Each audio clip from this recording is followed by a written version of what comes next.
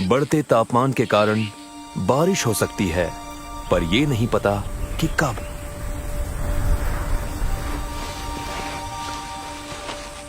पारा 40 को छूने लगा है। वाटर होल्स गायब हो चुके हैं और तपती हुई जमीन पर चलना किसी सजा से कम नहीं है।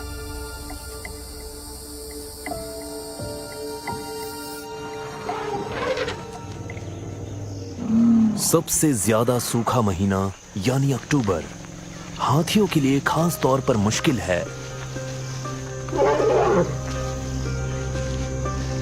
इनके कमजोर हो चुके शरीर कई महीनों के अभाव और कड़े संघर्ष के गवाह हैं।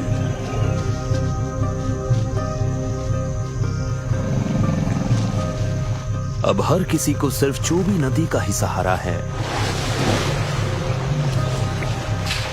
पर अब हर रोज उस तक पहुंचने का मतलब है मौत के मुंह से होकर गुजरना।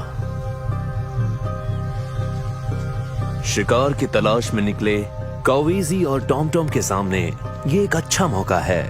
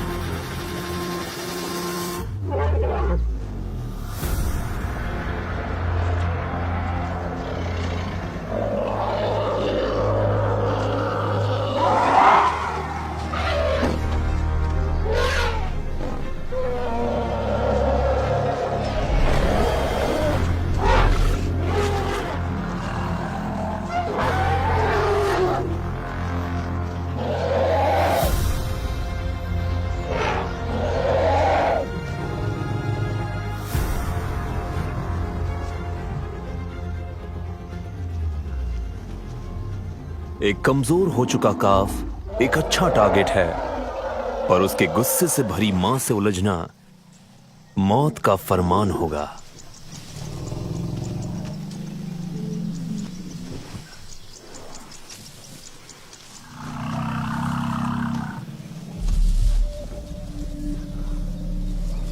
आइंस्टाइन अब भी हार मानने को तैयार नहीं है। वो दूसरे हमले की तैयारी में जुट जाता है।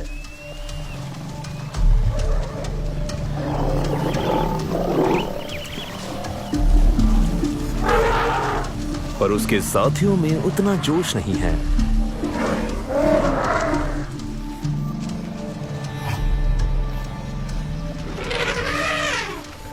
ये बाजी हाथियों ने जीत ली है, पर हर गुजरते दिन के साथ वो और कमजोर हो रहे हैं। सूखा मौसम सर्वाइवर्स को विक्टिम से अलग कर देगा और प्राइड को इंतजार रहेगा।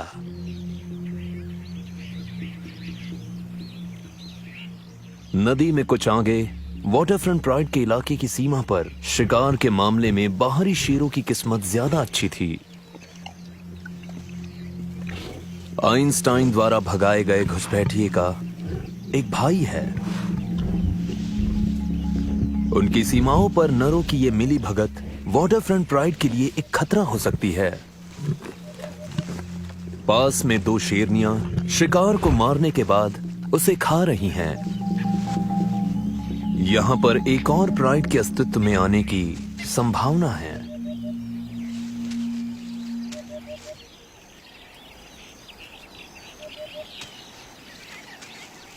एक तीसरी शेरनी उन भाइयों को अपनी ओर आकर्षित करती है।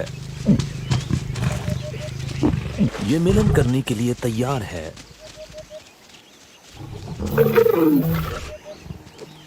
पर उससे पहले इन भाइयों को एक दूसरे से निपटना होगा। जितनी जल्दी ये ब्रीड करके अपनी संख्या बढ़ाएंगे, उतनी ही जल्दी वाटरफ्रंट प्राइड का सामना कर पाएंगे। इस शेरनी का ईस्ट्रस कई दिन तक चल सकता है और हो सकता है ये दोनों नरों के साथ मिलन करे।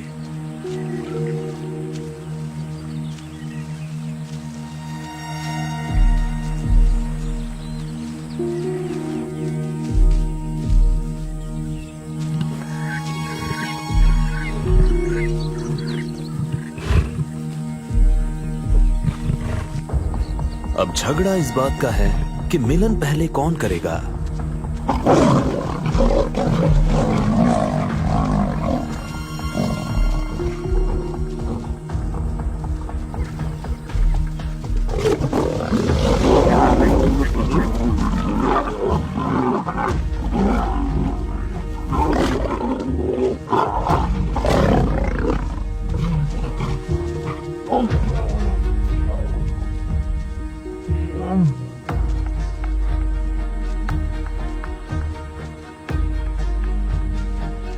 अपने प्रेमियों के झगड़े से विचलित हुए बिना शेरनी और हार्मोन्स छोड़ती हुई आगे बढ़ती है।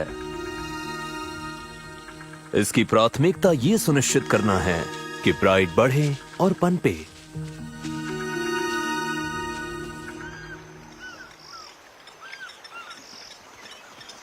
वाटरफ्रंट प्राइड के पास संख्या की ताकत है, पर इसका एक नुकसान भी है। बड़ा परिवार मतलब बहुत सारा खाना।